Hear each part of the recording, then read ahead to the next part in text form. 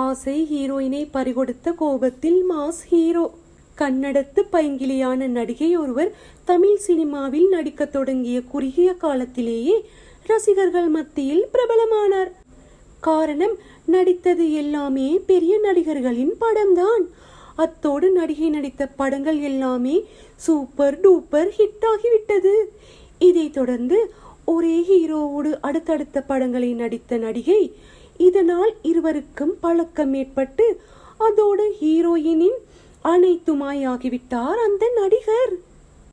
அதன்படி நடிகையின் மேனேஜர் என்ற பொறுப்பில் இருந்த நடிகர் நடிகை எந்த படத்தில் நடிக்க வேண்டும், யாருடன் நடிக்க வேண்டும் எல்லாமே அந்த மாஸ் ஹீரோ தான் முடிவு செய்தார். ஆனால் நடுவில் யார் இந்த கௌஷிக் என்பது போல மற்றொரு ஹீரோ நுழைந்து விட்டார்.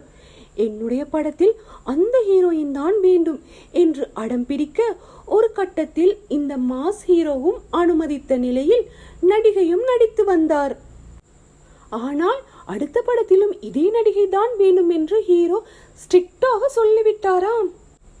ஆனால் மாஸ் ஹீரோவோ மறுத்துவிட இதனால் கோபமடைந்த நடிகை உன் சகவாசமே வேண்டாம் என்று சென்று விட்டாராம்.